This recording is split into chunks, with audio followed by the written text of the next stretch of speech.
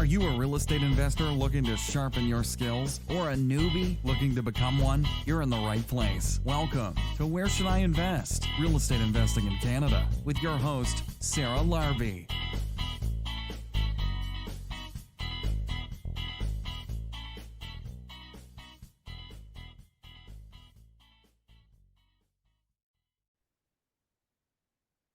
Victoria, welcome to the show. How are you? I'm great, Sarah. How are you doing? Good, good. So we thought today we would, switch it up a little bit and talk about resorts and the hospitality industry and the business side of things, the entrepreneur side of things. But for those that may not know much about you, maybe just give us a quick 30,000 foot view. Sure. So I started my investing unintentionally. I think a lot of investors say that, but I was 20 years old and have just been kind of muddling through over the past, I'd say 17 years. And then really just decided to get intentional with it. And the day that I decided to be intentional, I just found like my world opened up and been going along, pivoting with the market changes, pivoting with the government regulations, pivoting as my knowledge expands and my network expands. And it's been a lot of fun just learning as I go, and identifying what I like and what I don't like and just building on those skills, which has led me to a motel. Very cool. Before the motel, what was your main strategy? I would say multifamily, smaller multifamily was really the area that I was focused in, buy and holds. And then I also did short-term rentals. So I owned these bunkies on a lake and it was a glamping retreat. There was 3 of them. And then I had my own personal cottage. And that kind of opened my world to hospitality and a little bit of the higher income or revenue that was coming in and the control that I enjoyed. Nice, nice. So how did this motel come about and where is it? Tell us about it. Yeah, so I found it might have been last year. It was about this time last year, maybe a couple months earlier. I was noticing a lot of issues between landlords and tenants and conflicts and rumblings about government changing policies. And for me, I'm doing this because I want to do it. I do have a full-time job, I'm salaried with the government. I'm going to have a pension. So I'm comfortable financially, and I see real estate investing as a vehicle for where I want to go in the future and to have that extra life that I'm looking for that maybe my job won't support. But I'm not doing this because I have to. And I was really feeling the weight of what was going on and the strategies that were being used. And it just didn't align for me. And I decided I wanted to do feel-good investing. I just remember one day I was just like, I'm tired of this. I need it to feel good. And 2 months later, the motel fell into my lap. Funnily enough, my property manager for the short-term rentals that I had the bunkies on a lake, I operated it for the first year. So did the cleaning, the purchasing of everything, the furnishing, the management of Airbnb, the communications, got that down, decided I needed support and brought on a property manager. Her name was Noelle. She owns Monk and Nunn, and they're a short-term rental property management in Nova Scotia. So she came in and it was just a good fit. Noelle and I really got along. We eventually sold the bunkies and Noelle and I started talking and she decided she wanted to own properties. And so I talked to her a little bit about how she could do that. And she went and heard about this pocket listing came up, which was a motel on the waterfront. It's Evangeline Beach in Nova Scotia, formerly called the Beach Breeze Motel. And Noelle called me up one day and said, hey, I'm going to go look at it. Are you interested? And she brought me along FaceTime.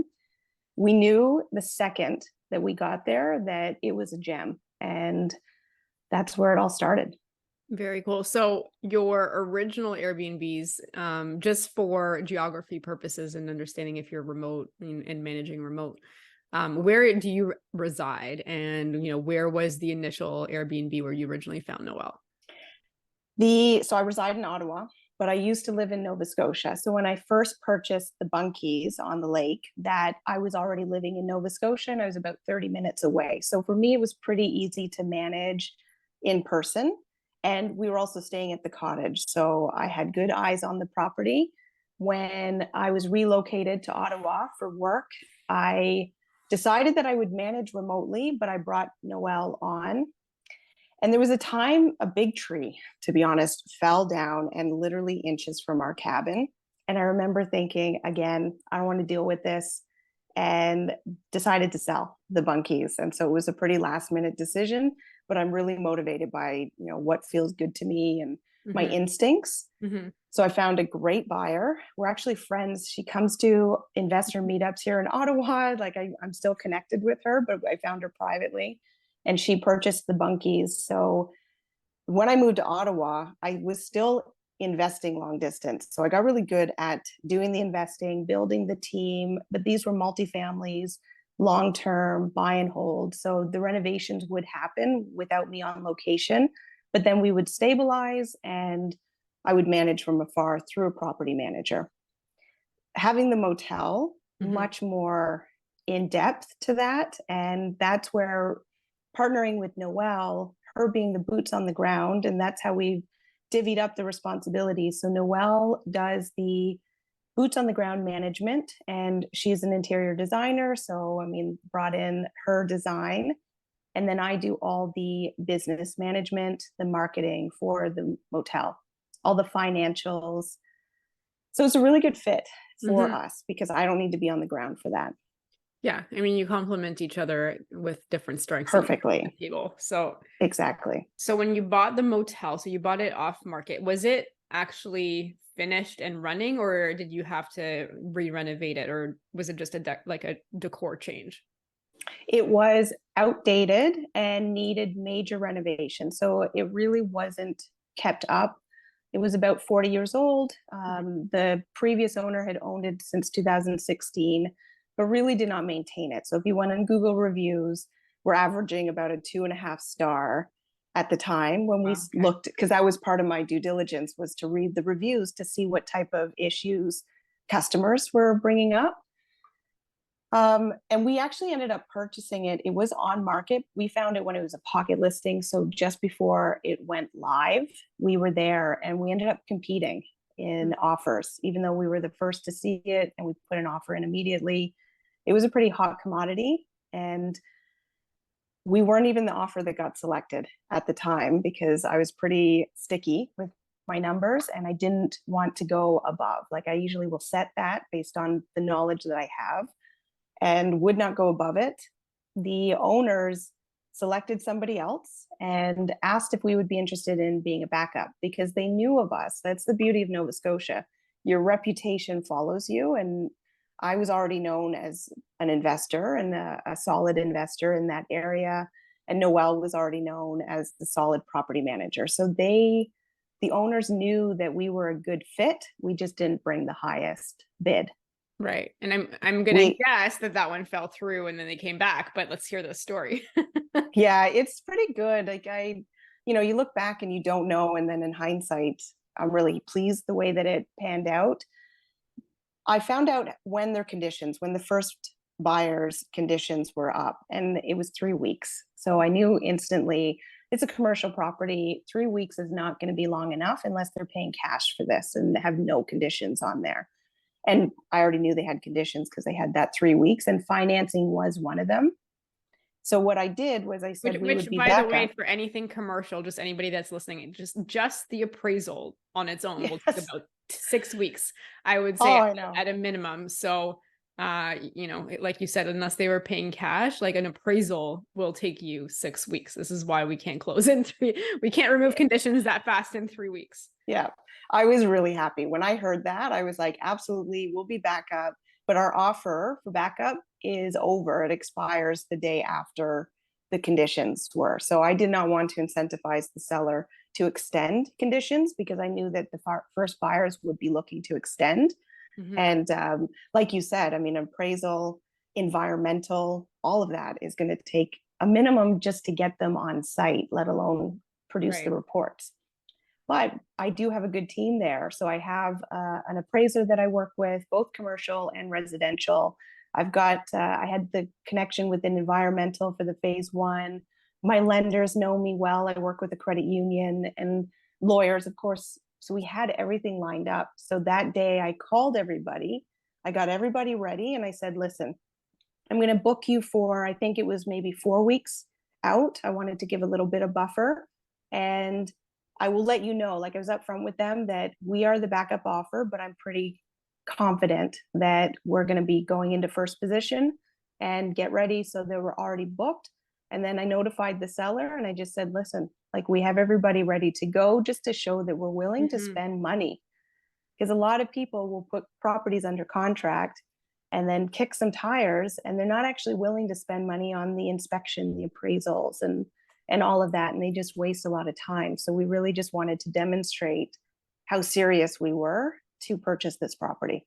So for people wondering, because there are a lot heftier costs with commercial properties in general, resort properties as well. So, I mean, obviously you've got the appraisal, how much was your, like, if you wouldn't mind sharing like some of the costs before closing, because I think it's just good for people to be aware of, because it's a lot more than your typical, like, $500, walkthrough with an appraiser and then maybe like an inspection. Like it's a whole different ballgame.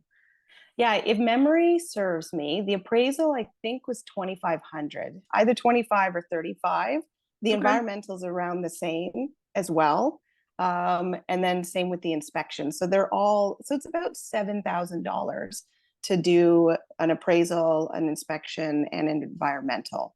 And I wonder if it's a little bit cheaper out in Nova Scotia versus like Ontario, because Ontario, like the ones that we've done, like our 22 unit conversion and even our resort, like you're looking at $5-6 grand just for the appraisal. And then everything else is on top of that. I think so, because I mean, these are people that I've used regularly. So we have that already a good relationship established there. And then for the inspection, for example, like I'll do a building assessment. So I'll do that 5-point assessment. I won't have him go in and check every outlet. I'll just make sure that they check the structure, the plumbing, electrical, the roof. We are on septic, so that was another one that we had to get done. Same with the water test. So really just checking the main things, because I'm also bringing in the contractors to give me a quote during the whole due diligence to tell me, okay, what am I looking at for that type of stuff? So just try to condense it and combine it as much as possible. And how did you guys go about the financing? How did you get financing on a motel? Yeah, so we did credit union, and that was a 65% loan to value. And the purchase price for the motel, that's been the best part about it, was $835,000. And how many rooms did the motel have? It's 9 rooms, and it came with 2 vacant lots, both oceanfront. That's so awesome. The lot, we got 3 lots, 9 units, and then the rest. So then I raised capital for the construction, and I did it in phases because, of course, the construction went over budget. And of course, we ended up wanting to do more than we thought. Like, we never expected we would paint the whole building, but we did at the last minute. We just decided that the outside needed to match the interior, because the interior just looked phenomenal.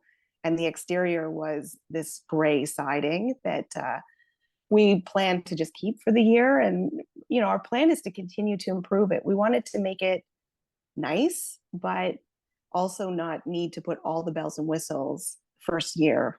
Yeah, for sure. So you raised capital, like as in with private lenders that Yes. promissory notes types of capital.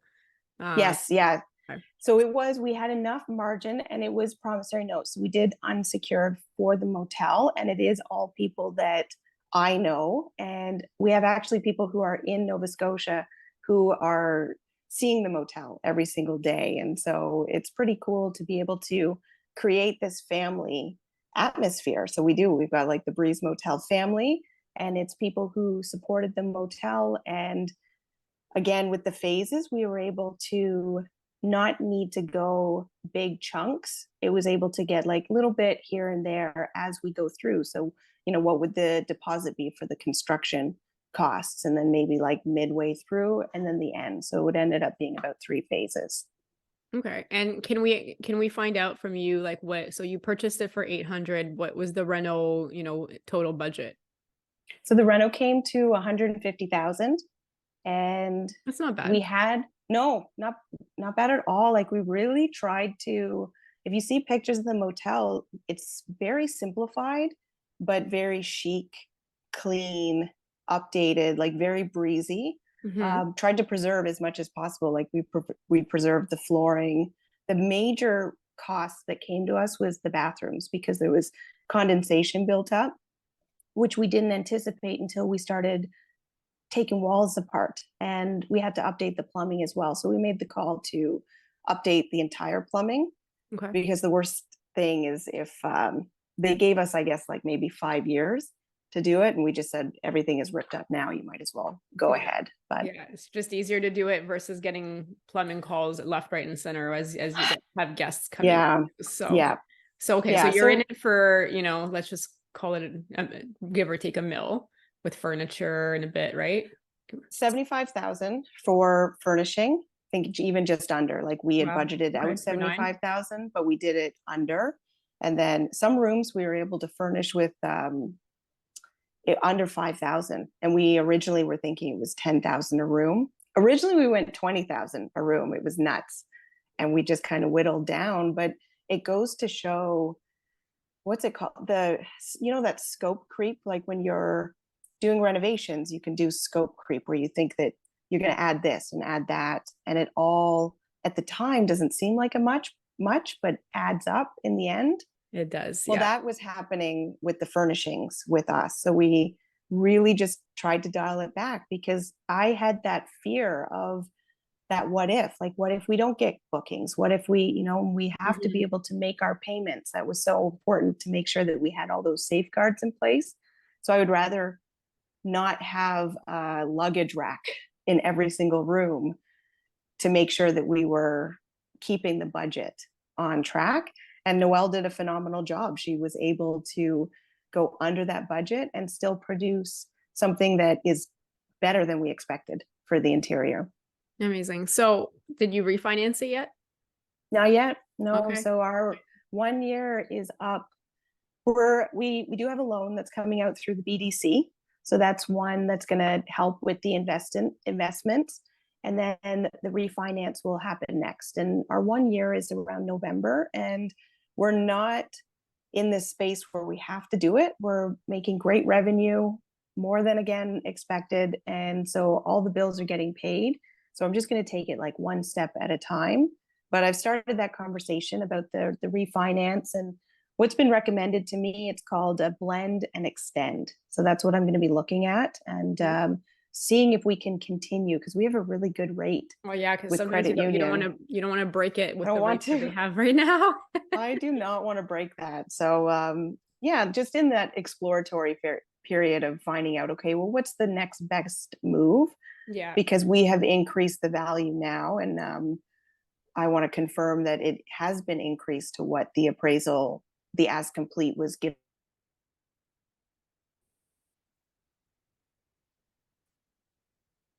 Nope.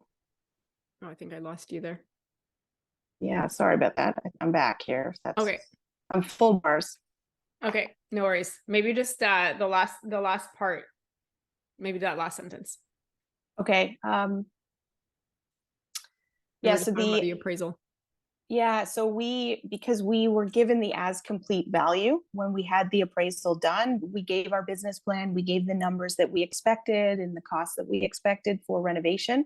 And so we had that in mind, and I'm eager to see what the as complete is, if it's in line, if it's under, if it's over. But we have a lot of room for margin of error, which was what was nice about this property. What are you roughly estimating that'll come in at when you refinance? The appraiser had given us 1.9 to 2.3 was going to be our as complete. And that was based on numbers that we are meeting, if not exceeding, right now. Yeah, because I think with something like that, most lenders will want to see a year. Some of them want to see 2 years Exactly. of receivables. We actually got really lucky that they took our projections for our credit union, but not. I was going to ask you. Yeah. Not many do that. Most of them actually want to see Yeah. the past numbers to justify it. But okay, so that's good. And then what are you, seeing from a rental standpoint, numbers, per night, occupancy rates, all that good stuff? When we ran the numbers, and again, really didn't know much. I just used common sense, I guess. So I was looking at 40% occupancy. So 60% vacancy, 40% occupancy.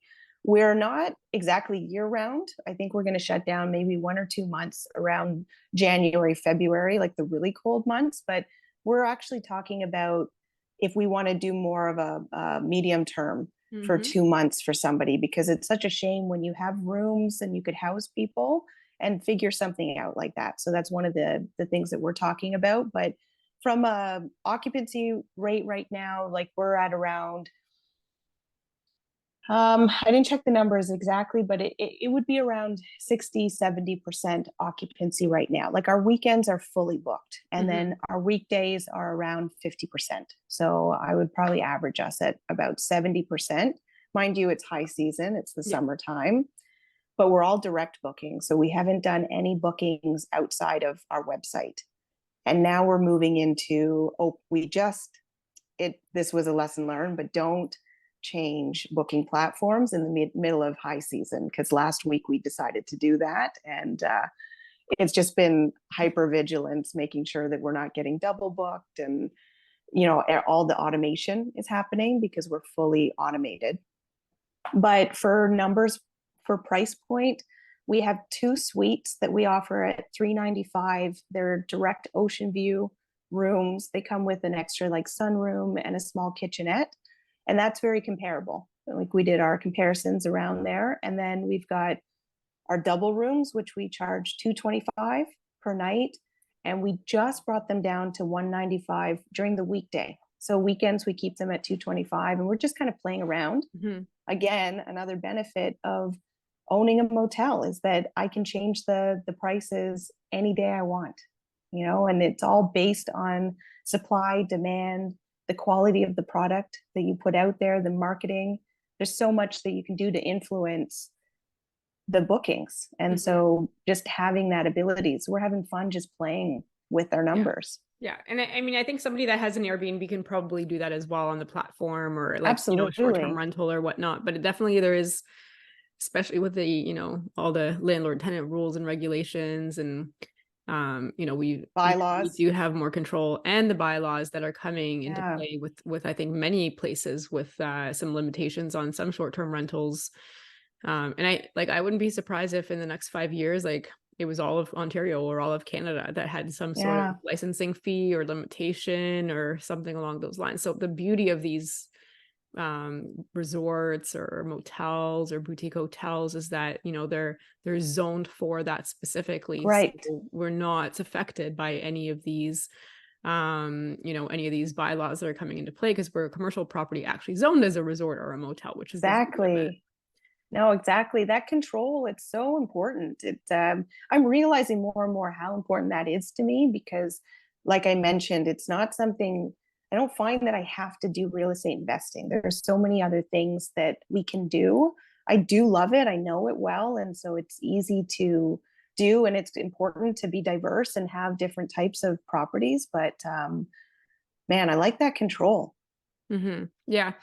That, and I think the nice thing about it is, like, the real estate is a vehicle, right? Of what I think That's what we right. do as entrepreneurs and small business owners. But I think it's, it also becomes a business component, and from a hospitality standpoint, because then there's so many more things that you could do. And I don't know if, you're going to open it up for events or corporate events, or, different things versus just the nightly stays. But like, you could, really ultimately it's up to your imagination, but there's so many things that you could do with the space. Yes, it's a real estate component, but I think there's a whole business side of it that, you could also create some cash flow with.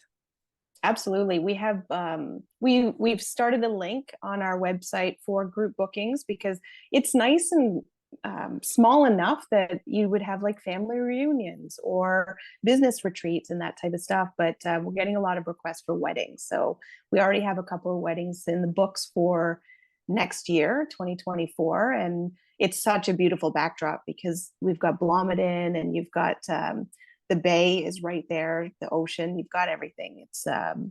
It's beautiful. Yeah, that's amazing. What challenges have you come across? I guess you've been doing this for a year, but what have been some of the challenges that you wouldn't mind sharing with the audience here on some of the things that came across that you weren't prepared for, maybe? Yeah, it's such a good question because there's been many. We've reacted quickly and the biggest challenge I think has been just that customer service side of it, because while we're very committed to having a good product, sometimes you can't anticipate all these requests, all these expectations. There's a different level of expectation when you own a motel, even over an Airbnb or a short-term rental, is what I'm finding, because they expect you to be, it's commercial. I don't know, like an Airbnb, it's like, okay, it's like another human like me on the other end.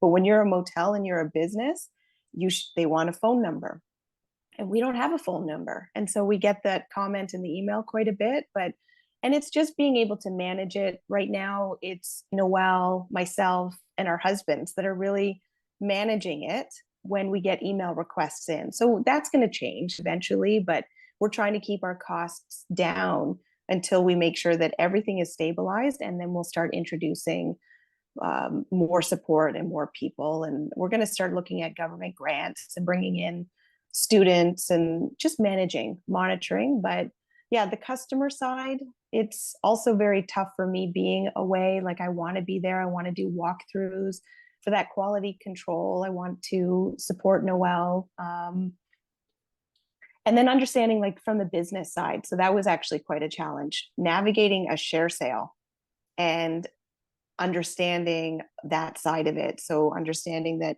there has to be due diligence from your accountant on the financial side to make sure CRA has been paid every year, and they're not going to come after you because we bought the business, which means that we assumed all the risk from previous owners, making sure no suppliers were coming after us for unpaid debts, making sure that from a legal standpoint, no liabilities from previous, like nobody's going to sue us from the 2 years that people have.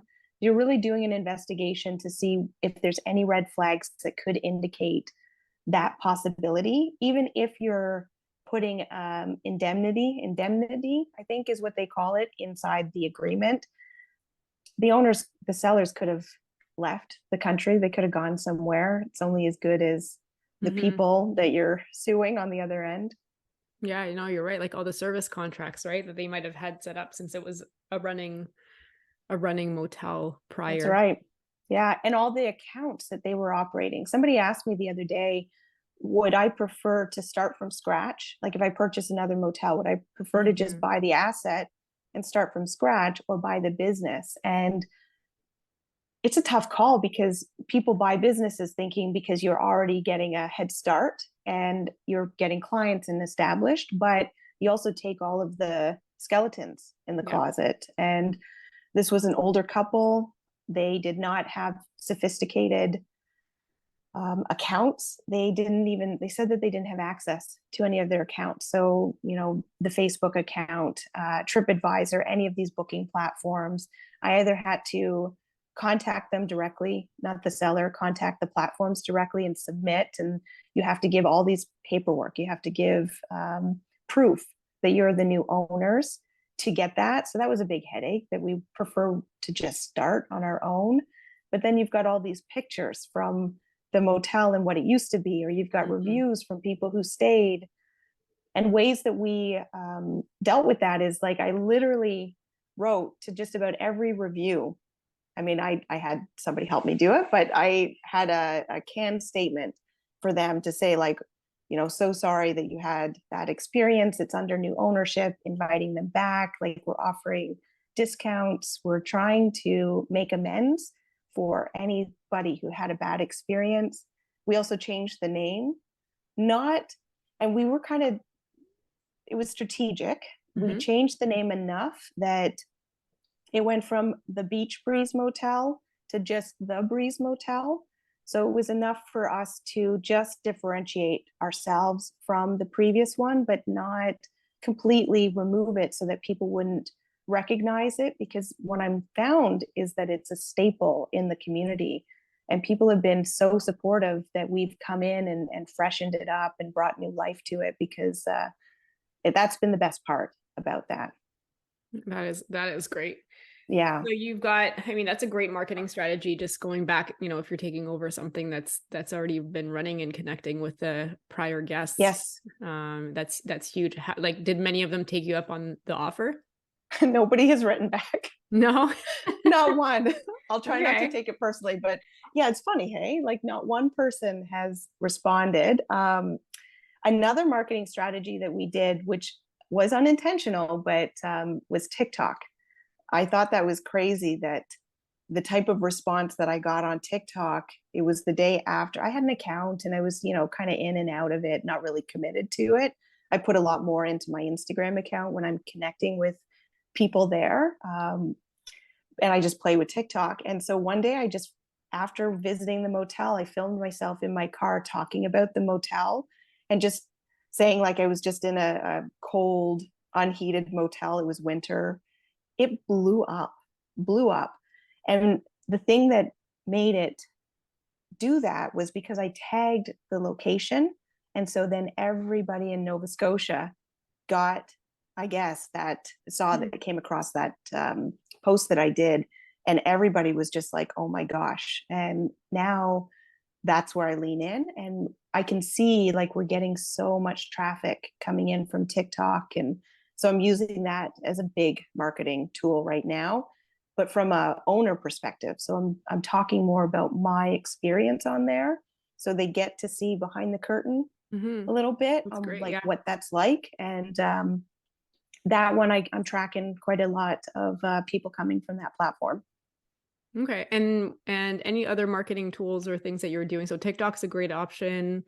Instagram, because you're doing direct bookings, right? So you're not getting any of the VRBO or Airbnb traffic. No, that's right. And we hired a social media team for this because we did want to have more of a professional image for the Breeze. And they're videographers and they're just awesome people. Like it was part of the selection process, and I specialize, like my job is to select. And for us, it was really important that we hired people that were from Nova Scotia or understood the Nova Scotia East Coast hospitality, the vibe that is out there, had a little bit of an edge to them because we wanted it to be fun and meet a demographic. And they capture the voice perfectly. They are about an hour away, so they come up, and especially whenever I fly back, we will do content shooting, and they also go up and do tons of amazing drone footage, and they do incredible reels, things that I would never be able to create. So they're managing our Facebook and our Instagram page. I've dabbled with Google Ads. I have no idea what I'm doing, but I'm just playing around, and that's we're having fun with that. We've done a couple of Facebook ads, again, like maybe $100. We're partnering with businesses, so local businesses. That was important to us, is to like come into the community and to be collaborative, in alliance with, not to compete against. And that was one of our first marketing things before the motel was even operational. We went to all these amazing local businesses and filmed and highlighted the businesses for incentives why people should come visit the hotel, because they could go to Church Brewery, or they could go to this vineyard, or this wedding chapel does quickie weddings. So we're getting just a lot of partnerships and doing giveaways and having fun with it. But that's the most important part. Yeah, I wouldn't do that with any of my long terms. No, no, this becomes a business. I mean, it is for us too. Like I love you have some great ideas. Even what we do, like even with a little welcome, like our welcome gift is actually from the local bakery. So like as we have people checking in before we prep their place, and then she makes like this like cute little box of like different like fresh baked goods. And so it's supporting her. And a lot of people have gone back even to like say, hey, thanks so much for the pastries or bakery items. Like, let's get some more.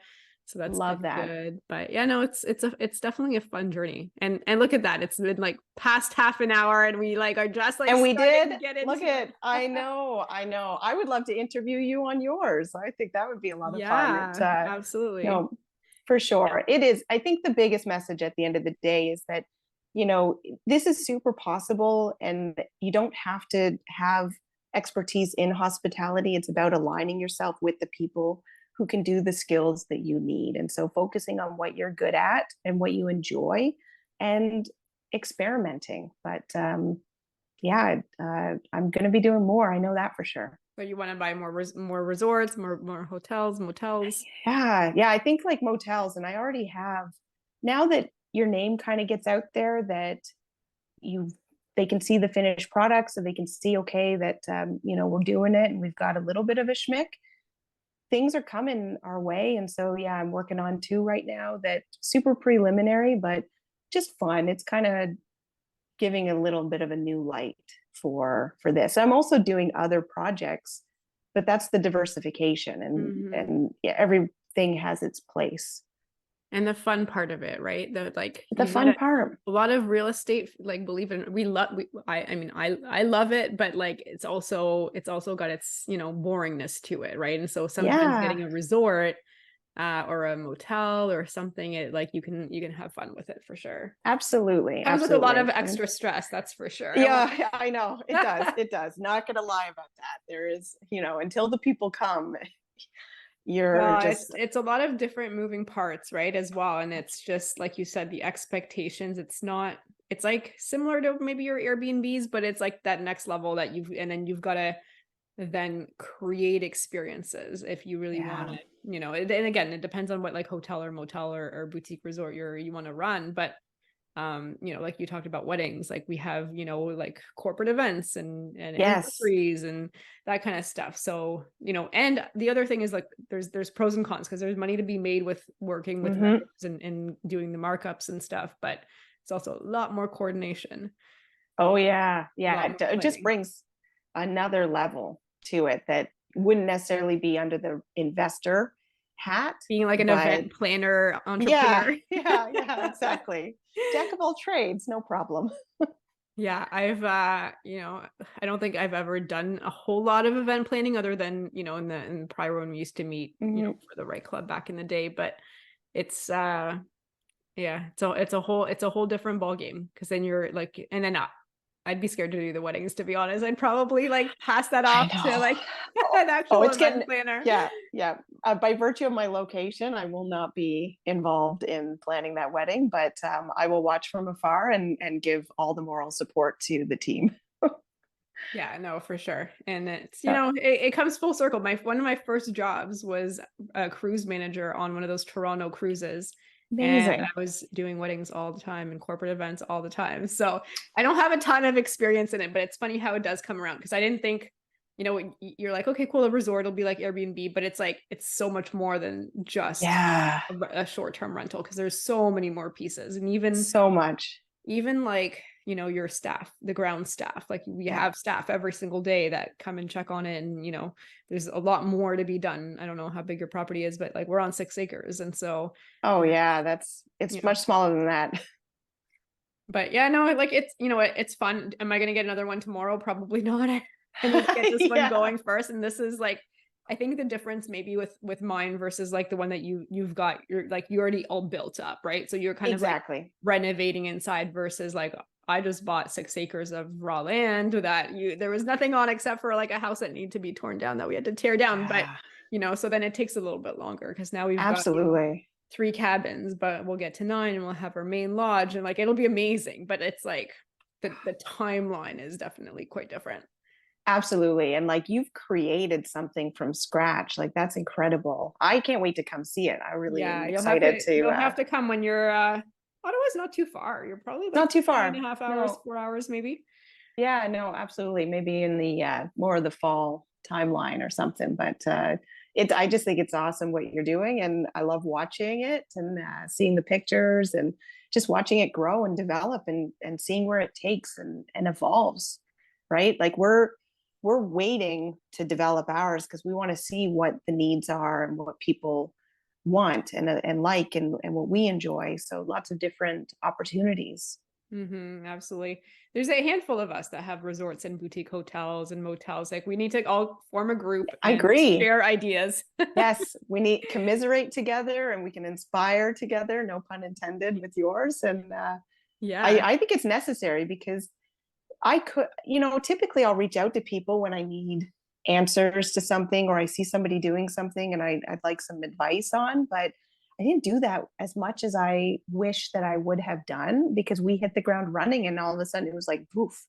And it's a newer concept where it's not, I don't even know if there's a course about motels, hotels, resorts, really like from an investor standpoint and a business owner standpoint, like, yes, you can take a hospitality class of some sort, but there's nothing that actually, really is pertinent to what we're doing.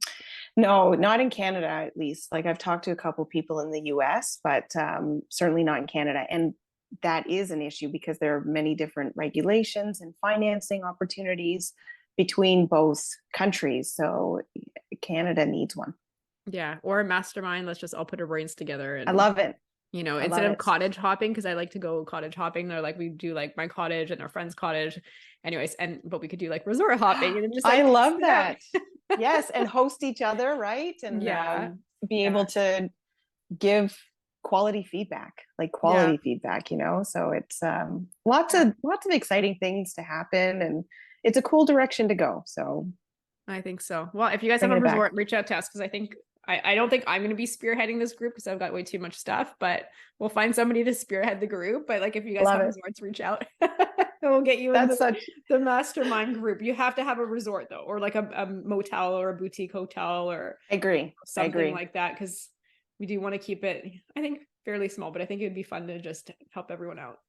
Absolutely. And then maybe open it for info sessions, right? Like you could do panel discussions. There's lots that could be had, but I agree. Really important to get a good group of peer mentors, kind of call that, right? People that are doing what you're doing and can give you good advice and vice versa. So it's a win-win. Absolutely. So the next part of the podcast is lightning round. Victoria, I know we went a little bit over time, but I'm going to give you the same 5 questions that every guest gets. You're going to answer the first question that comes to mind. You ready? Ready. All right. Question number 1 was your favorite real estate investing book. I have to say Who Not How. I know it's not a real estate investing book, but it really did change my outlook on doing it myself and not to do it myself. Yeah, that is a great book. It's somewhere behind me right now. Oh my goodness, you're all color coded the orange one that's right there. Jeez, you're one of those. No, only this backside. You should see what's desk in the background. Okay, good. Because the background looks nice and clean. My desk is a different story. Okay, all right, good to hear. All right, number 2, not necessarily real estate related. Do you have a favorite podcast? Other than Where Should I Invest? Yeah, something different. Do people say that? No, of course. Yes, I do. Oh my gosh, so I have a couple. I really like Tom Bilyeu. I like Ed Milet. I like the ones that can really give me a different outlook because I hear real estate all the time, but I think that it's important that we consume content that will be inspiring and just like lifestyle. So I'll stick with Ed Milet right now. Yeah, I do like his podcast as well. We'll listen to it once in a while. Number 3, what do you do for fun? I work out. Like I really love my gym. I love sports. I love, getting a good sweat on. And my husband and we work out every day together. And my son's starting to join us. So it's nice when you can combine healthy habits with actual fun. So I'll say workout. Okay. All right. Number 4, if you lost everything tomorrow, your hotel, motel, properties, assets, money, how do you start again? I would team up with people and I would bring the skills that I have to the table because it doesn't matter if I lose material, money, my skills will always be there. And I know that they could be used in other avenues, and I know that I could be a big resource for other people to help them. And so you just find the resources you need. Okay. All right. And last question, if somebody has $50,000 and they want to get started in some capacity, how would you recommend they spend that money? Again, I would invest some of it into the education piece, but I don't think that you need to invest a ton of money. I think that with a little bit of resourcefulness that you could find the answers that you need to help get you to purchasing that property. I would go back to that partnership and finding out, just, do you have a buddy that wants to purchase a home? And you don't necessarily have to go for the big apartment buildings right away. Go find yourself even a single family home, a duplex, do some conversions. There's so many opportunities now that you can get in at a lower barrier of entry and have a pretty quick turnaround if you buy smartly. But you need to understand what a good deal looks like. So that's where the education piece would come into play.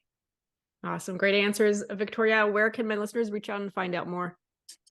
Victoria Clooney on all the platforms, Instagram, Facebook, TikTok, and then I have a website, which is clooneyco.com. Okay. And can you give us the website of your boutique motel? Yes, The Breeze Motel. And we also have an Instagram and Facebook page for it. So if you want to see all the pictures and the transformation, head over there. But and I reach out too. I love talking to people. I'm always connecting, and I'm good with the voice text. So if somebody has questions or they want to say something, I can do voice text all day. Okay. Is it thebreezemotel.ca or .com? .com. Okay. All right. Awesome. Victoria, thank you so much for being on the show. Thank you. Congrats on your success and on the Breeze Motel. Likewise. And go have fun at the cottage now. I will. Awesome. I'm all off right. for the next little bit now. So, oh. but by the dream. time this airs, I'll probably be back and it'll be That's true. Older. We'll be in Tukes next one. Oh, don't say that. All right. Awesome. Thanks so much. Thanks, Sarah. Thanks so much for listening to Where Should I Invest with your host, Sarah Larby. Make sure to listen in next time. We'll catch you on the next episode of Where Should I Invest.